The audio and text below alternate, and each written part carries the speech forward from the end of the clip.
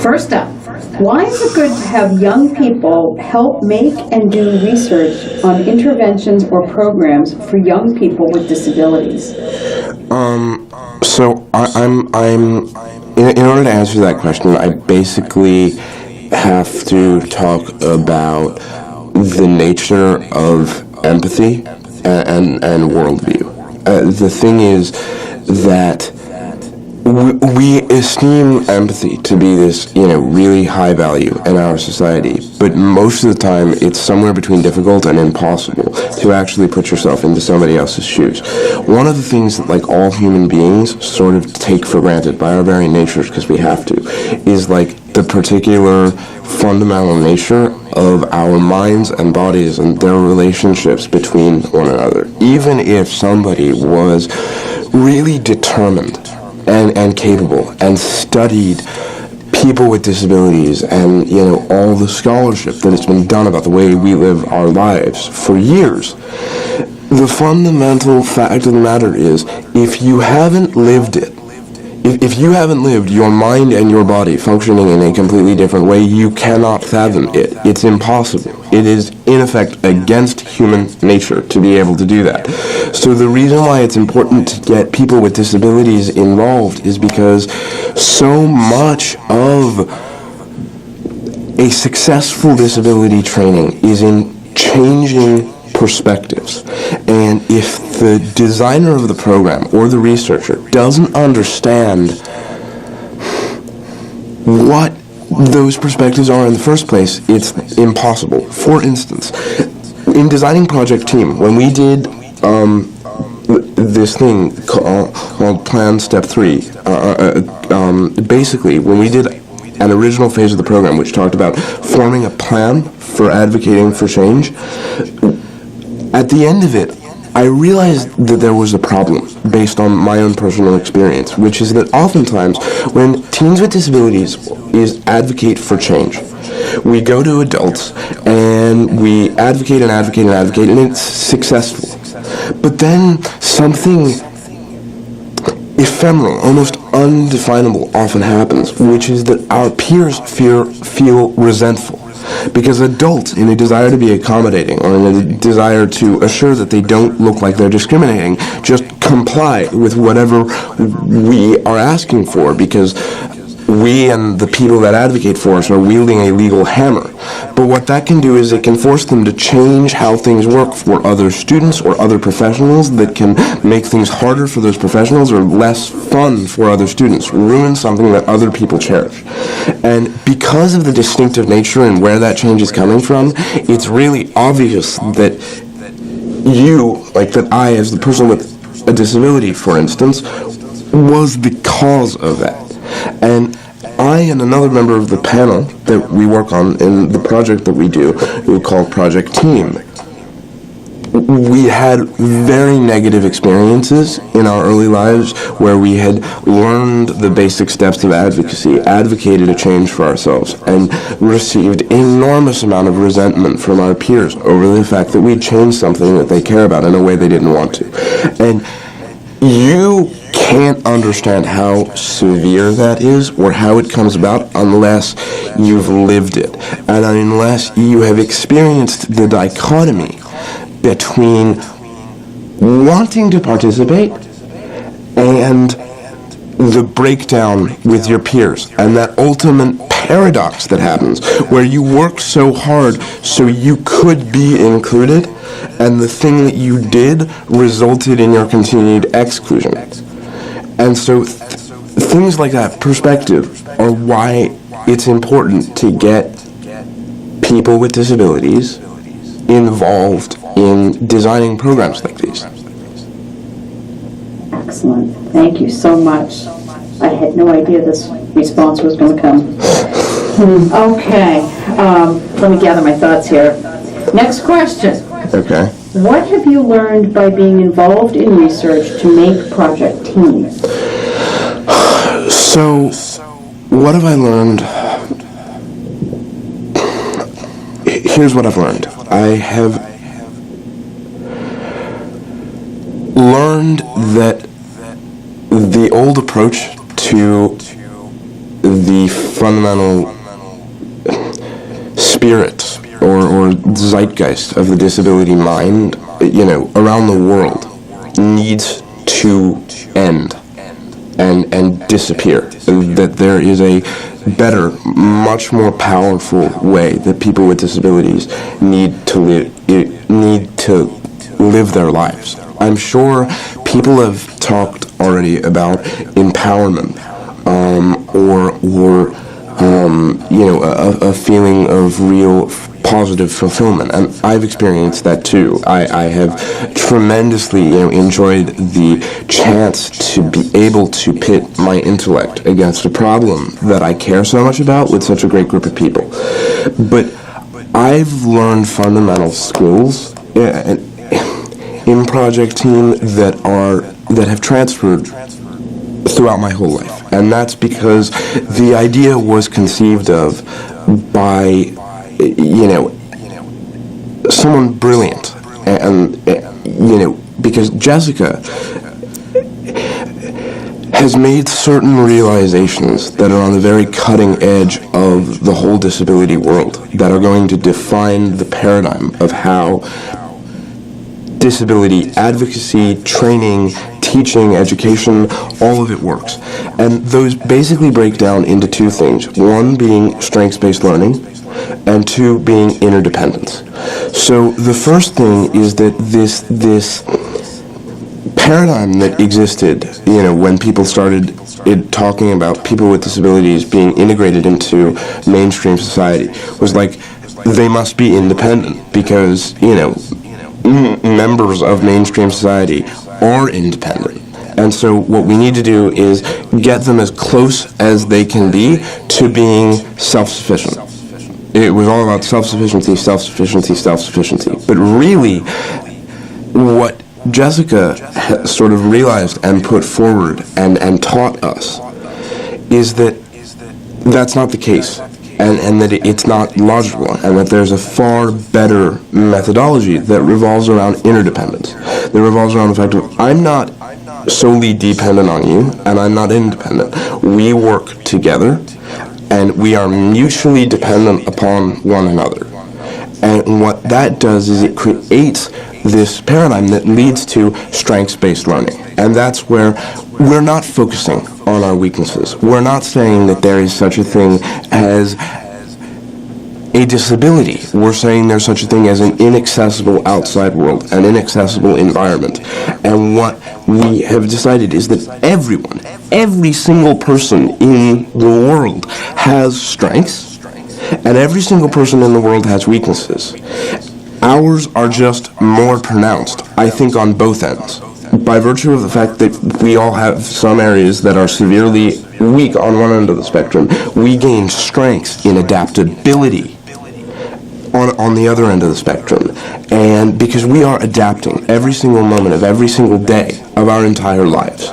And that can contribute in group environments. And what Jessica has shown us how to do is to look inside ourselves and to push each other to the point where we can bring each other's strengths out.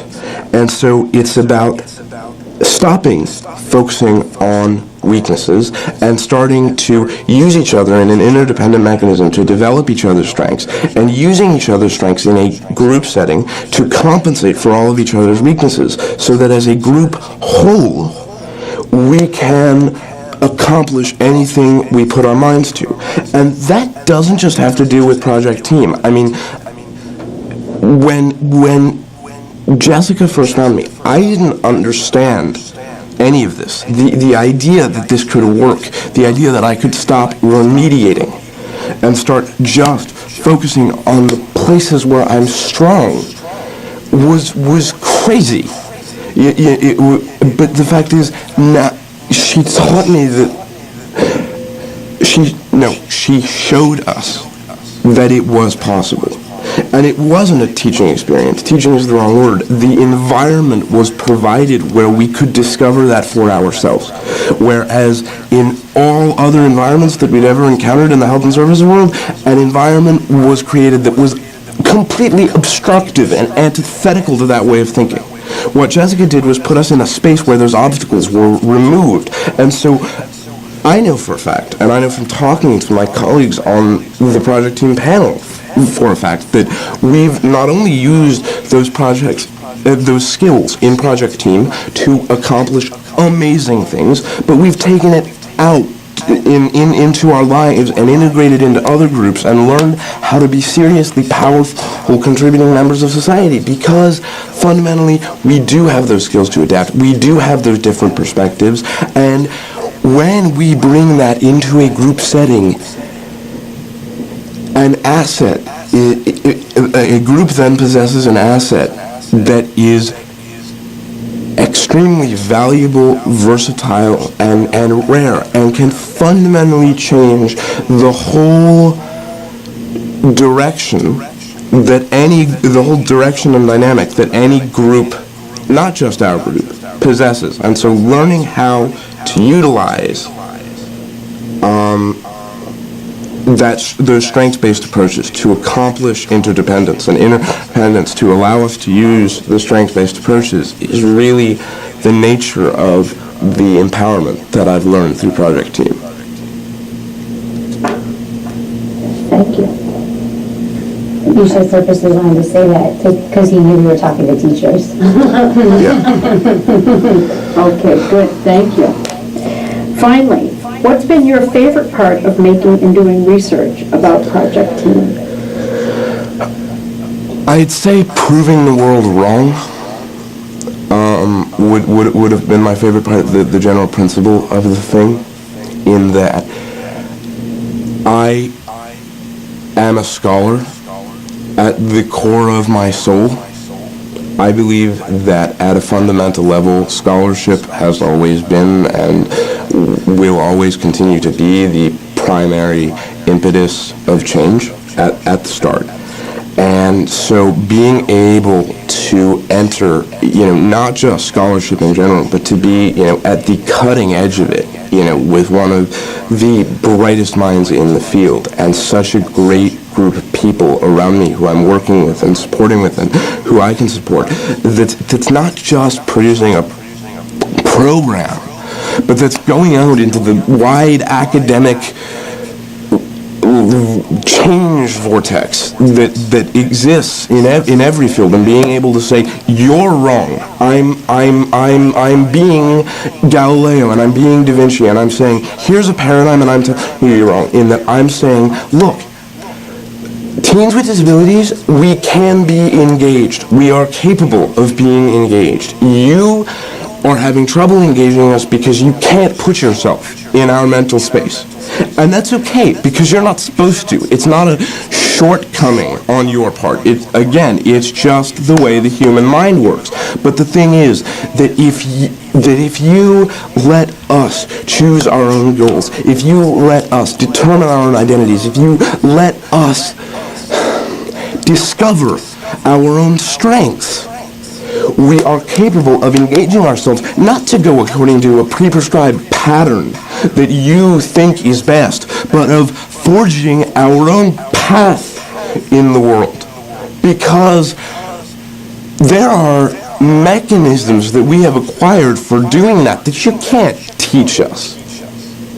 And that you can't show us, that have been forced into our identity by the shape of the world and of living in it as a person with a disability. And basically, what we're able to show the world is that people with disabilities can be in participatory action research and can contribute not only as members of society, doing jobs, right, but in a genuine role of scholarship.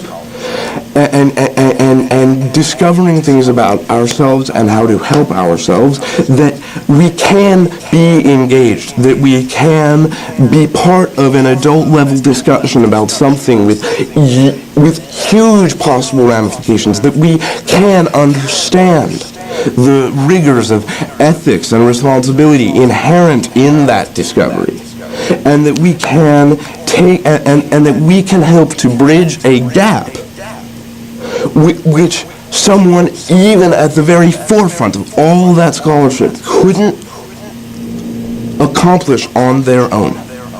And what it says is stop. Stop with your assumption that we need to be carried. Stop with your assumption that just because you don't give us the right conduits, that necessarily means that we don't want to get into the center of the decision-making process about our own lives. Stop making the assumption that we can't think about the existential dimensions of the way we are going to live our lives, and most of all, stop thinking about the fact that our disability, regardless of whatever paralysis it may have manifested as in our bodies, has created some paralysis of apathy is in our hearts, our minds, and our souls. And that apathy doesn't exist. It just doesn't.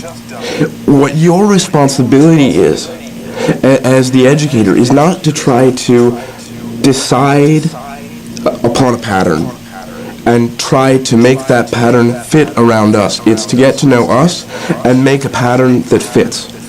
And showing that to every teacher and every special education professional and every health services professional I've ever had, and showing it to all the ones that I haven't had, that all the other teens with disabilities in the world have had, has been my favorite part. And especially showing it to them in a way where, with all due respect, I'm not, sitting somewhere and giving testimony.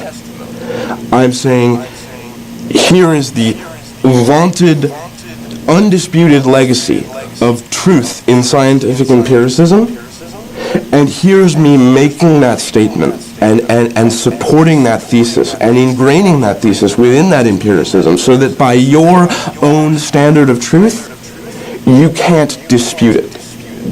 And that opportunity to be able to do that has just been incredible and really is my favorite part about being in Project Team. Unbelievable. I know. Thank you. It is unbelievable. I was going to suggest we do that one again. You know what? I can't wait. I think we should have. Do you have another question? No, But no, okay. that's